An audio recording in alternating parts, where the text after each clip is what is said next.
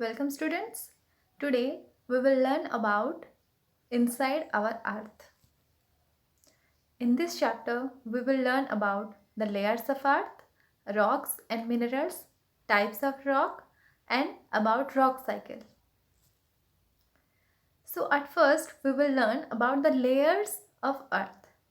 तो ये समझाने से पहले मैं आप लोगों का एक मिसकंसेप्शन दूर करना चाहूँगी, क्योंकि अभी भी कुछ बच्चों को, बहुत सारे बच्चों को ये मिसकंसेप्शन है कि हम अर्थ के अंदर रहते हैं या अर्थ के बाहर रहते हैं या अर्थ के ऊपर रहते हैं।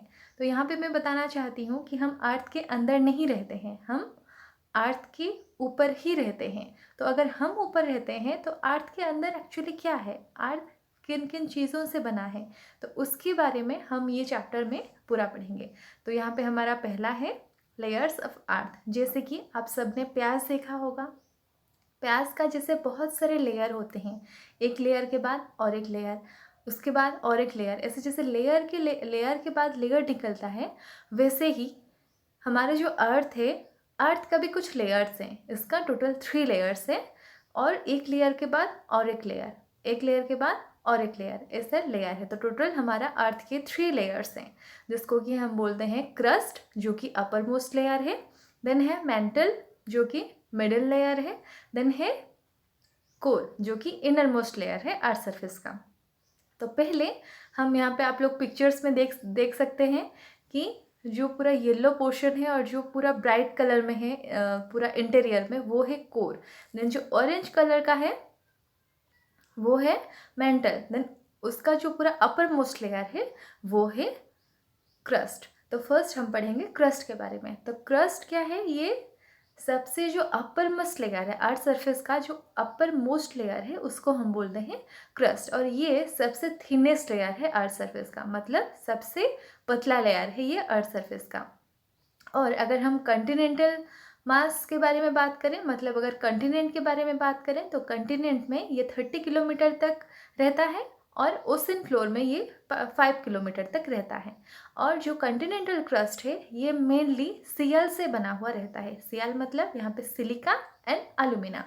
और जो ओशनिक क्रस्ट रहता है वो मेनली सीमा से बना हुआ रहता है, मतलब सिलिका एंड मैग्नीशियम। तो यहाँ पे हमें ये 2 चीज़ें याद रखना है कि जो कॉन्टिनेंटल क्रस्ट है वो सिलिका एंड एल्यूमिना से बना हुआ रहता है, और जो ओशनिक क्रस्ट है वो सिलिका एंड मैग्नीशियम से बना हुआ रहता है। देन हमारा नेक्स्ट लेयर है मेंटल। तो मेंटल है middle most layer of the earth, मतलब जो मिडिल लेयर है उसको हम बोलते हैं मेंटल, और ये जस्ट क्रस्ट के नीचे ही रहता है ये लेयर, और ये अप टू 2900 किलोमीटर तक इसका एक्सटेंशन रहता है।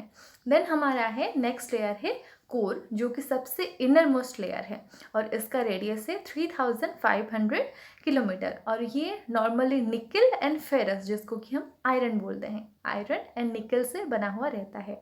और इसका जो सेंट्रल कोर जो है उसका टेम्परेचर एंड प्रेशर वो बहुत रहता है, बहुत हाई रहता है, इसलिए नॉर्मली कोई भी अर्थ के पूरा सेंटर तक अभी भी नहीं जा पाए हैं। अभी भी वैसा टेक्नोलॉजी नहीं बना है कि कोई भी अर्थ के पूरा सेंटर तक जा पाए।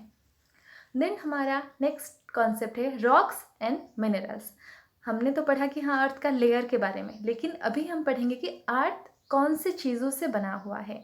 मेनली वो रॉक्स एंड मिनरल्स हैं। और अगर हम पूरा अपर लेयर के बारे में देखें, जो अपर लेयर हमारा क्रस्ट है, क्रस्ट मेनली सॉलिड रहता है। देन हमारा जो मेंटल है वो सेमी लिक्विड रहता है। देन जो हमारा कोर है वो गैसियस एंड लिक्विड स्टेट में ही रहता है।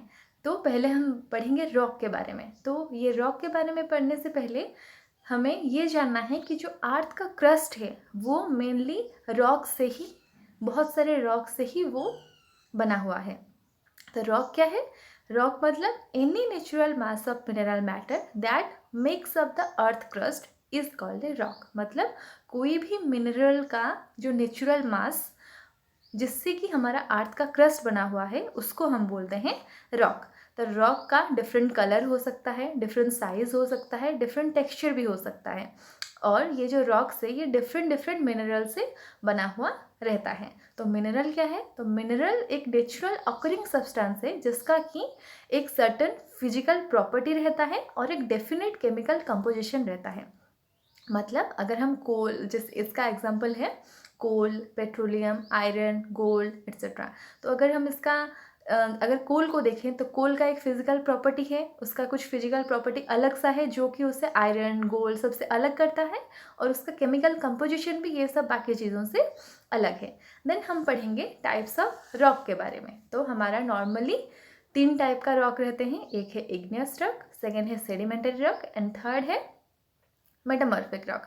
तो फर्स्ट हम पढ़ेंगे, यहाँ पे आप लोग पिक्चर देख सकते हैं igneous, metamorphic and sedimentary rock का। देन हम फर्स्ट पढ़ेंगे इग्नियस रॉक के बारे में। तो इग्नियस रॉक, ये इग्निस एक वर्ड है, इग्निस वहाँ से आया है जिसका मतलब है फायर। तो इग्नियस रॉक कैसे बनता है, जबकि अर्थ की इनसाइड जो हमारा मोल्टेन मैग्मा है वो जब कूल हो जाता है वो सॉलिड बन जाता है, और उससे ही इग्नियस रॉक फॉर्म होता है। और ये जो इग्नियस रॉक है इसको नॉर्मली पेरेंट रॉक भी बोला जाता है। तो ये इग्नियस रॉक 2 टाइप का होते हैं, एक है इंट्रूसिव रॉक और एक है एक्सट्रूसिव रॉक। तो जो इंट्रूसिव इग्नियस रॉक है वो कैसे बनता है, जब जो मैग्मा जब अर्थ के इनसाइड ही, वो अर्थ के बाहर नहीं आ पाता है, अर्थ के इनसाइड ही वो जब कूल हो जाता है एंड सॉलिड हो जाता है, उसको हम बोलते हैं इंट्रूसिव रॉक। और जब ये मैग्मा अर्थ के बाहर आउटसाइड जब आ जाता है और सॉलिड बनता है, उसको हम बोलते हैं एक्सट्रूसिव रॉक। तो इंट्रूसिव रॉक का एग्जांपल है ग्रेनाइट एंड एक्सट्रूसिव रॉक का एग्जांपल है बासाल्ट। देन हमारा सेकेंड टाइप है सेडिमेंटरी रॉक। तो जब ये जो इग्नियस रॉक है ये जब टूट जाता है, छोटे छोटे पार्टिकल्स में ये जब डिस्ट्रीब्यूट हो जाता है, तो वो छोटे छोटे पार्टिकल लूज पार्टिकल्स को हम बोलते हैं सेडिमेंट्स। तो ये जब सेडिमेंट्स कंप्रेस हो जाता है और हार्ड बन जाता है तब सेडिमेंटरी रॉक फॉर्म होता है। जैसे कि एग्जांपल हम ले सकते हैं सैंडस्टोन का, जबकि छोटा छोटा बहुत सारा छोटा छोटा सैंड का पार्टिकल्स मिलके सैंडस्टोन बनता है। फिर हमारा थर्ड टाइप है मेटामॉर्फिक रॉक।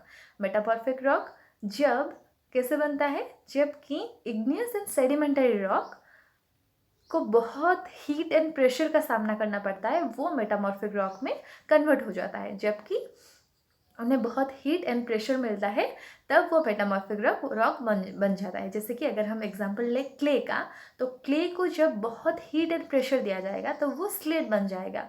वैसे ही लाइमस्टोन, अगर उसे बहुत हीट एंड प्रेशर मिलेगा तो वो मार्बल बन जाएगा। यहाँ पे आप एग्जांपल देख सकते हैं, फर्स्ट एग्जांपल इग्नियस रॉक का है जो कि मैग्मा पूरा रेड कलर का जो है वो मैग्मा है, वो जब कूल होकर सॉलिड हो जाएगा वो इग्नियस रॉक होगा। देन सेडिमेंटरी रॉक का पहचानने का सबसे एक बढ़िया तरीका है, उसको आप यहाँ पे नोटिस कर सकते हैं कि उसे लेयर बना है। तो सेडिमेंटरी रॉक नॉर्मली ऐसे लेयर ही रहता है, मैक्सिमम रॉक पे ऐसे लेयर रहते हैं सेडिमेंटरी रॉक का। देन हमारा नेक्स्ट है ये मेटामॉर्फिक रॉक, नीचे वाला। देन हमारा नेक्स्ट कॉन्सेप्ट है रॉक साइकिल। तो रॉक साइकिल का मतलब है it is a process of transformation of rock from one form to another form. जैसे कि यहाँ पे आप देख सकते हैं 2 पिक्चर दिया गया है जो कि एक साइकिल फॉर्म में है, मतलब एक सर्कुलर फॉर्म में है। तो ये क्या है एक्चुअली रॉक साइकिल, कि ये एक प्रोसेस है जिसमें क्या होता है, एक रॉक से दूसरे रॉक के फॉर्म में वो ट्रांसफ़र हो जाते हैं। जैसे कि यहाँ पहले फर्स्ट पिक्चर में आप देख सकते हैं, यहाँ पहले वोल्केनिक इरप्शन हुआ, फिर वो मैग्मा कूल हुआ, कूल होने के बाद यहाँ पे इग्नियस रॉक फॉर्म हुआ, इग्नियस रॉक फॉर्म होने के बाद वो सेडिमेंट्स में कन्वर्ट हुआ, फिर सेडिमेंट से वो सेडिमेंटरी रॉक बना, सेडिमेंटरी रॉक से वो क्या हुआ, मेटामॉर्फिक रॉक बना। मेटामॉर्फिक रॉक में रॉक को फिर अगर ज़्यादा हीट मिलेगा तो वो फिर मैग्मा होगा, फिर वोल्केनिक इरप्शन, ऐसे ही ये साइकिल कंटिन्यू होता है। तो यहाँ पे आप जो सेकेंड पिक्चर दिया गया है यहाँ पे भी आप देख सकते हैं कि कैसे डायरेक्टली मेटामॉर्फिक रॉक पे सेडिमेंट्स बन सकता है, मेटामॉर्फिक रॉक मैग्मा भी बन सकता है। वैसे ही igneous rock directly metamorphic rock भी बन सकता है और सेडिमेंटरी रॉक भी बन सकता है। एंड अल्टीमेटली ये जो साइकिल है ये कंटिन्यू होते रहता है, तो इसके लिए इसे बोला गया है रॉक साइकिल। मतलब ये जहाँ से स्टार्ट होता है वहाँ फिर जाके ख़त्म भी होता है और ये चेंज होते रहता है।